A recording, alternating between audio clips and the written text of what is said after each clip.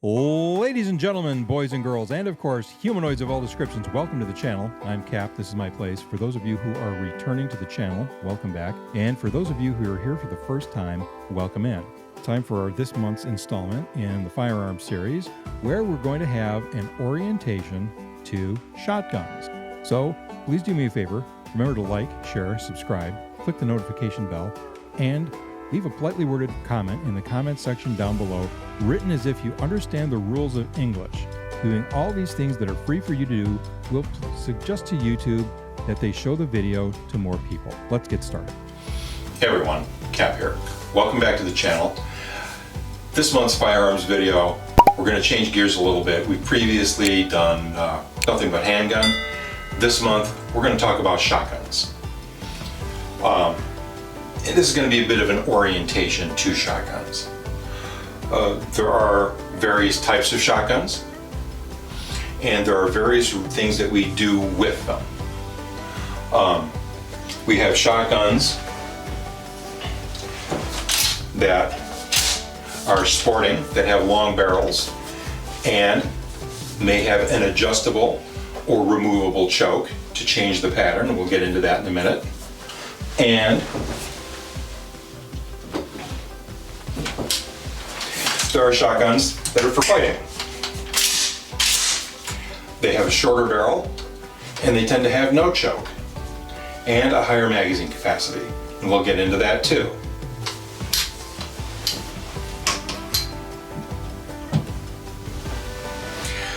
So why do we use perhaps a shotgun for self-defense or for hunting? Well, when we think about handguns, handguns are a good weapon compared to, a knife or a sharp stick.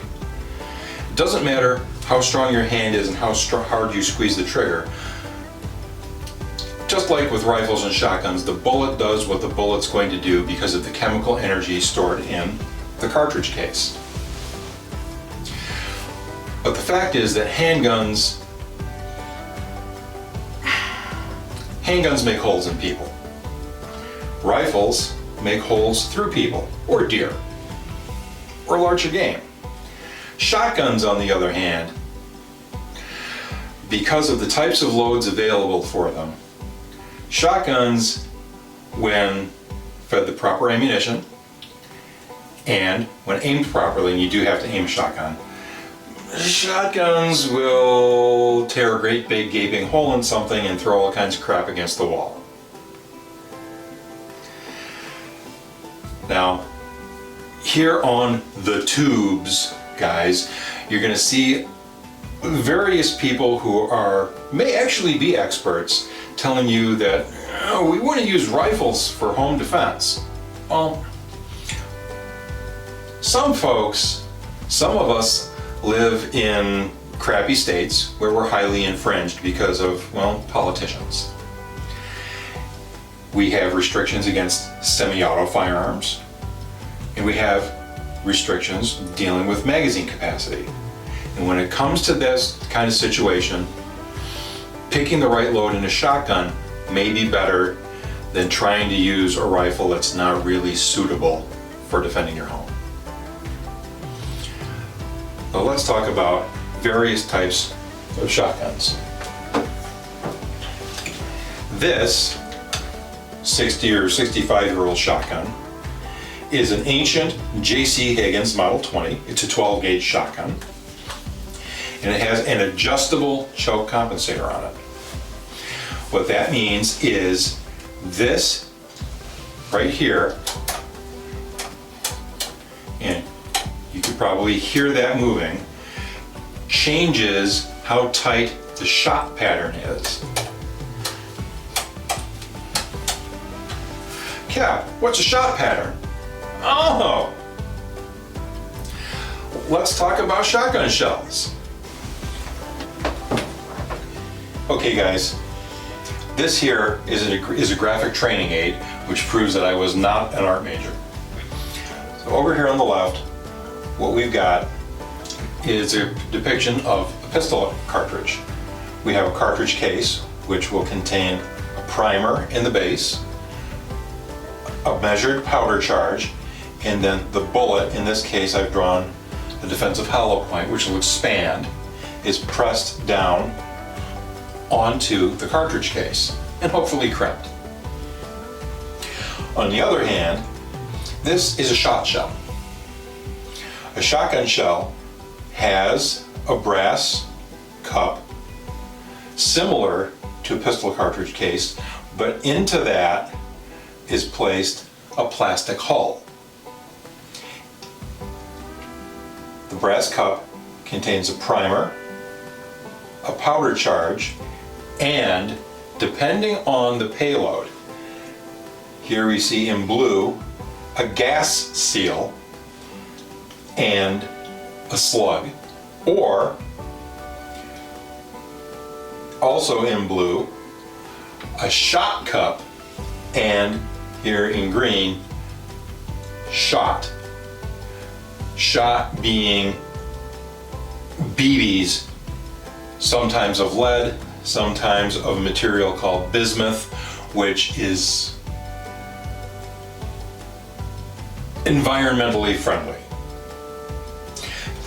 Also, some shotguns have steel shot in them. Let's go ahead and take a look at an actual shotgun shell that I've disassembled. And all right, guys, I was talking about a shotgun shell. So this is the way it looks. I've cut this one open. So there's a plated brass cup down here with, there you go. You've got a primer in the bottom, and here is your cartridge, your plastic hull. Inside that, on top of the powder charge, we have this gas seal, which also has a piston on top of it, and that goes underneath your shot cup. That piston will push the shot cup up and out of the shell and down the barrel and help force it open. As the shot cup exits the barrel, it's going to open up like a little parachute, and it's going to slow itself down, but the shot column is going to keep going.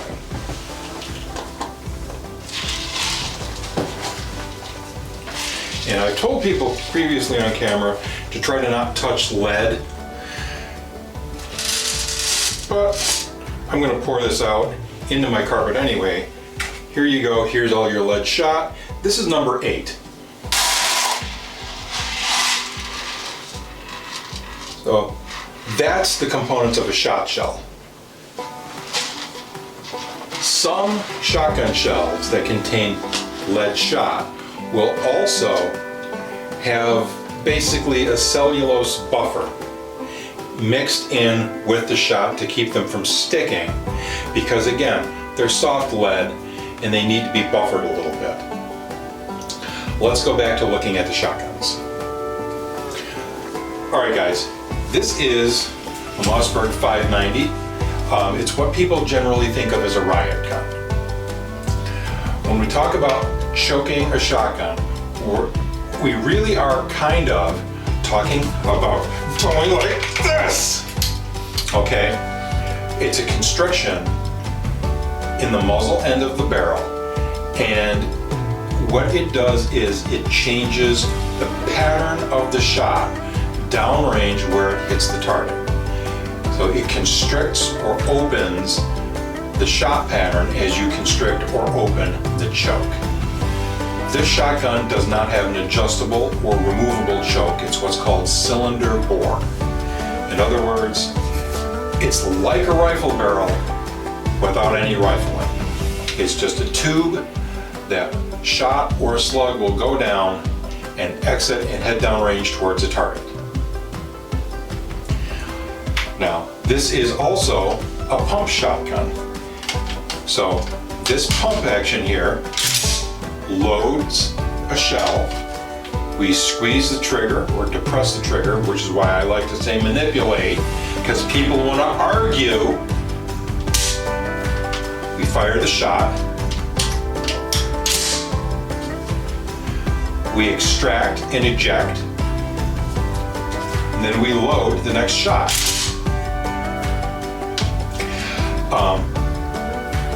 On shotguns, you will find the safety somewhere frequently in this area down here or on top of the receiver. I prefer the ones on top of the receiver. Why is that? While I'm left-handed, I'm right-eye dominant.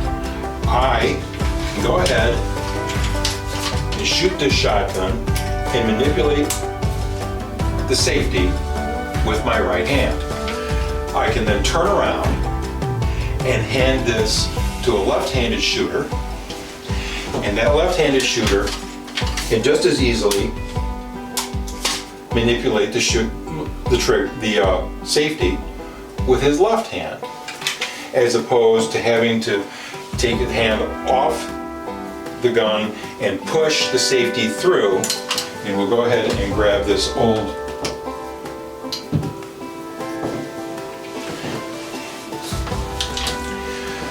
as you can see here, we have this safety button here that has to be pushed through this way for safe and then pushed through this way for fire. Well, guess what? If you're shooting left-handed, you're going to have to break your grip, come over here to press to fire. And if this had a short barrel on it, say 18 inches as opposed to 20-something inches, and you were a cop and this was in your cruiser, or you were trying to defend your home from some crackhead trying to steal your TV and your copper wire, that could be a problem.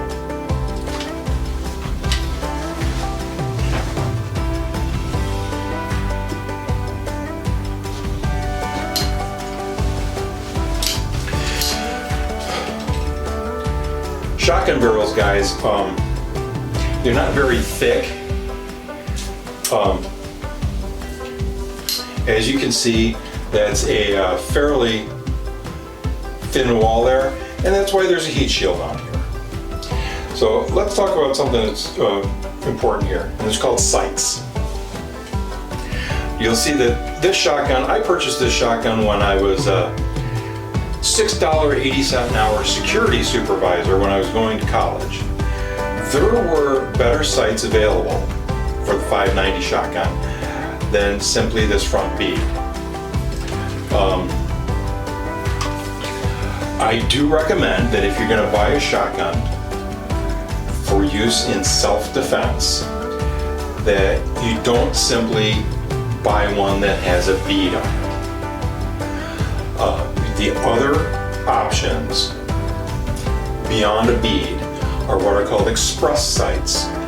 They resemble, they kind of resemble rifle sights mounted on the barrel. You can get a ramp and ghost ring sight, which again are similar to rifle sights. They're very fast.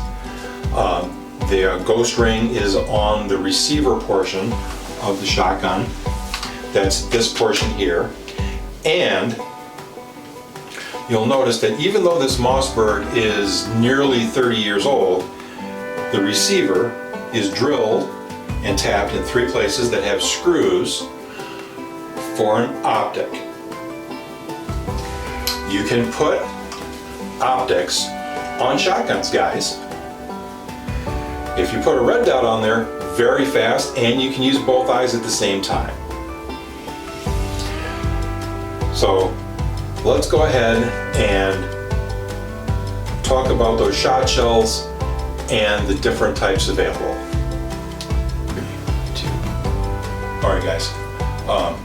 Like I said, we're going to talk about shot shells now. There are various sizes of shot available, and the one I showed you out of the 20 gauge shell that I had disassembled, that's what we call bird shot. They're very light. The larger a projectile is, the more energy it carries. And the more energy it carries because of its mass, the more slowly it loses that energy as it travels downrange. So for self-defense or for shooting large game, do we want to use small shot? No. We want to use either a slug or we want to use what's called buckshot. Buckshot are larger balls of lead. They are, some of them up to nearly 32 caliber, and you'll get 6, 7, 8, or even 9 of them, depending on whether they're double or triple O buck in one shell. That heavy payload is one of the reasons the shotguns are so effective for taking on large game or assailants who may in fact have ingested an illegal substance. Those are great advantages. What are the disadvantages of shotguns? Well, first of all, semi-auto shotguns, like similar to semi-auto rifles, may have restrictions against them depending on what state you're in. And we again are talking about the 8 usual offenders, and if you're looking for firearms videos on YouTube, you know which ones they are. Shotguns can be slow to load. I have never seen a box magazine for a shotgun that really worked properly. I'm sure there's one out there someplace. If you know of one and you've seen one actually function flawlessly, and I mean by seeing in person, not on a video because that could be edited, throw that in the comment section. So here we are, stuffing individual shells into the magazine tube one at a time. Shotguns are slow to reload.